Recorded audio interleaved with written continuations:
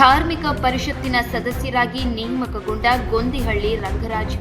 ತುಮಕೂರು ಜಿಲ್ಲಾ ಧಾರ್ಮಿಕ ಪರಿಷತ್ತಿನ ಸದಸ್ಯರಾಗಿ ಸರ್ಕಾರದಿಂದ ನೇಮಕಗೊಂಡ ಗೊಂದಿಹಳ್ಳಿ ರಂಗರಾಜು ಇಂದು ತಾಲೂಕಿನ ಸಿದ್ದರಬೆಟ್ಟದ ಸಿದ್ದೇಶ್ವರ ಸ್ವಾಮಿಗೆ ಪೂಜೆ ಸಲ್ಲಿಸಿದರು. ಇನ್ನು ಪೂಜೆ ಸಲ್ಲಿಸಿದ ಬಳಿಕ ಧಾರ್ಮಿಕ ಪರಿಷತ್ ಸದಸ್ಯರಾದ ಗೊಂದಿಹಳ್ಳಿ ರಂಗರಾಜು ಮಾತನಾಡಿ, ಗೃಹ ಸಚಿವರಾದ ಡಾಕ್ಟರ್ ಜಿ ಪರಮೇಶ್ವರ್ ಅವರ ಆದೇಶದ ಮೇರೆಗೆ ನನ್ನನ್ನು ಜಿಲ್ಲಾ ಧಾರ್ಮಿಕ ಪರಿಷತ್ತಿನ ಸದಸ್ಯನನ್ನಾಗಿ ನೇಮಕ ಮಾಡಲಾಗಿದೆ. ಮಾನ್ಯ ಜಿಲ್ಲಾಧಿಕಾರಿಗಳು ಇದರ ಅಧ್ಯಕ್ಷರಾಗಿದ್ದು ಮುಜರಾಯಿ ತಹಸೀಲ್ದಾರರು ಕಾರ್ಯದರ್ಶಿಗಳಾಗಿರುತ್ತಾರೆ. ನನ್ನ ಮೇಲೆ ನಂಬಿಕೆ ಇಟ್ಟು ಜವಾಬ್ದಾರಿಯನ್ನು ವಹಿಸಿರುವ ಗೃಹ ಸಚಿವರ ಸೂಚನೆಯಂತೆ ಕೊರಟಗೆರೆ ತಾಲೂಕಿನಲ್ಲಿರುವ ಎಲ್ಲ ಮುಜರಾಯಿ ದೇವಸ್ಥಾನಗಳ ಅಭಿವೃದ್ಧಿಗೆ ಶ್ರಮಿಸುವೆ ಎಂದರು. ಇನ್ನು ಗೃಹ ಸಚಿವರ ವಿಶೇಷ ಕರ್ತವ್ಯ ಅಧಿಕಾರಿ ಡಾಕ್ಟರ್ ನಾಗಣ್ಣ ಮಾತನಾಡಿ, ಗುರು ಸಚಿವರಾದ ಡಾಕ್ಟರ್ ಜಿ ಪರಮೇಶ್ವರ್ ಅವರು ಸೂಚನೆಯಂತೆ ಗೊಂದಿಹಳ್ಳಿ ರಂಗರಾಜು ಅವರನ್ನು ಜಿಲ್ಲಾ ಧಾರ್ಮಿಕ ಪರಿಷತ್ಗೆ ಸದಸ್ಯರಾಗಿ ನೇಮಿಸಿದ್ದು ತಾಲೂಕಿನಲ್ಲಿರುವ ಎಲ್ಲ ಧಾರ್ಮಿಕ ಮುಜರಾಯಿ ದೇವಸ್ಥಾನಗಳ ಅಭಿವೃದ್ಧಿಗೆ ಶ್ರಮಿಸಲಿದ್ದಾರೆ ಎಂದರು.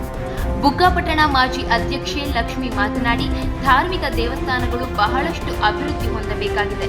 ದೇವಸ್ಥಾನಗಳ ಅಭಿವೃದ್ಧಿಗಾಗಿ ನಮ್ಮ ಕೊರಟಗೆರೆಯಿಂದ ರಂಗರಾಜು ಅವರು ಸದಸ್ಯರಾಗಿ ಆಯ್ಕೆಯಾಗಿದ್ದಾರೆ. ಅತಿ ಹೆಚ್ಚು ಮುಜರಾಯಿ ದೇವಸ್ಥಾನಗಳ ಅಭಿವೃದ್ಧಿಗೆ ಶ್ರಮಿಸಲಿ ಎಂದು ಆಶಿಸುತ್ತಾ ಅವರಿಗೆ ಶುಭ ಕೋರುತ್ತೇನೆ ಎಂದು ತಿಳಿಸಿದರು. ಇನ್ನು ಈ ಸಂದರ್ಭದಲ್ಲಿ ಗೃಹ ಸಚಿವರ ಸಹಾಯಕ ಅರವಿಂದ್, ಬೂದ್ಗವ್ವಿ ಗ್ರಾಮ ಪಂಚಾಯಿತಿ ಅಧ್ಯಕ್ಷರಾದ ಕವಿತಾ, ಬುಕ್ಕಾಪಟ್ಟಣ ಮಾಜಿ ಅಧ್ಯಕ್ಷರಾದ ಲಕ್ಷ್ಮಿ, ಸದಸ್ಯರಾದ ಅಖಂಡ ಆರಾಧ್ಯ, ರಮೇಶ್, ಮಾಜಿ ಪಿಎಲ್ಡಿ ಬ್ಯಾಂಕ್ ಅಧ್ಯಕ್ಷ ಪುಟ್ಟನರಸಯ್ಯ, ಮುಖಂಡರುಗಳಾದ ನಾಗರಾಜ್, ಲಕ್ಷ್ಮಮ್ಮ ಸೇರಿದಂತೆ ಇತರರು. ಕರ್ನಾಟಕ ಸರ್ಕಾರದ ಮಾನ್ಯ ಗೃಹ ಮಂತ್ರಿಗಳು ನಮ್ಮ ತುಮಕೂರು ಜಿಲ್ಲೆಯ ಧಾರ್ಮಿಕ ಪರಿಷತ್ತನ್ನು ರಚನೆ ಮಾಡಿ ಅದರಲ್ಲಿ 8 ಜನ ಜಿಲ್ಲೆಯ ಸದಸ್ಯರು, ಒಬ್ಬ ಜಿಲ್ಲಾಧಿಕಾರಿ, ನಮಗೆ ಅಧ್ಯಕ್ಷರು ಹಾಗೂ ತಾಲೂಕು ಮುಜರಾಯಿ ತಹಸೀಲ್ದಾರರು ಕಾರ್ಯದರ್ಶಿಯಾಗಿರ್ತಾರೆ. ಮೊನ್ನೆ 15ನೇ ತಾರೀಕಿನಿಂದ ನಮಗೆ ಲೆಟ್ರ್ ಬಂತು.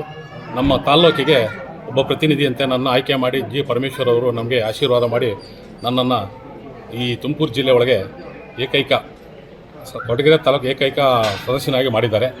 ಅವರು ನನಗೆ ಸಹಕಾರ ಕೊಟ್ಟಂಥ ಡಾಕ್ಟರ್ ಜಿ ಪರಮೇಶ್ವರ್ ಅವರು, ಮಾನ್ಯ ನಮ್ಮ ಬ್ಲಾಕ್ ಅಧ್ಯಕ್ಷರಾದ ಅರಕೆರೆ ಶಂಕರಣ್ಣನವರು, ನನಗೆ ಹೆಚ್ಚಿನ ಸಹಕಾರ ಕೊಟ್ಟಂಥ ನಮ್ಮ ನಾಗಣ್ಣನವರು ಹಾಗೂ ನಮ್ಮ ಜಿಲ್ಲಾ ಮಾಜಿ ಅಧ್ಯಕ್ಷರಾದ ರಾಮಕೃಷ್ಣಪ್ಪರು ನಮಗೆಲ್ಲ ಸಹಕಾರ ಕೊಟ್ಟು ನೀನೇ ಇರಬೇಕು ಅಂತೇಳಿ ನನಗೆ ಒಂದು ಆಯ್ಕೆ ಮಾಡಿದರು.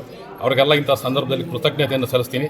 ಅದೇ ರೀತಿ ನಮ್ಮ ಪರಮೇಶ್ವರ್ ಸಾಹೇಬರಿಗೆ ಏನು ಧಕ್ಕೆ ತರದಂಗೆ ಏನು ದೇವಸ್ಥಾನಗಳು ಕೆಲವು ವಿಚಾರಗಳಿದ್ದಾವೆ, DC ಮೀಟಿಂಗ್ ಆದ ತಕ್ಷಣ ಯಾವ್ಯಾವ ಎಲ್ಲೆಲ್ಲಿ ಏನು ಕುಂದುಕೊರತೆ ಇದ್ದಾವೆ, ನಮಗೆ ಬರ್ತಕ್ಕಂಥದ್ದು ಯಾವ್ಯಾವ ದೇವಸ್ಥಾನ ಬರ್ತವೆ, B&C ದೇವಸ್ಥಾನಗಳಿಗೆ ನನ್ನ ಮೊದಲ ಆದ್ಯತೆ ನಮ್ಮ ಸಿದ್ದರಬೆಟ್ಟಕ್ಕೆ ಪೂಜೆ ಮಾಡಬೇಕು ಅಂತ ಆಸೆ ಇತ್ತು. ನಾನು ಇಲ್ಲೇ ನನ್ನ ಟೀಪಿಂಗಿಂತಲೂ ಸಮೇತ ಇಲ್ಲಿ ಪೂಜೆ ಮಾಡಿಸಿದ್ದೆ.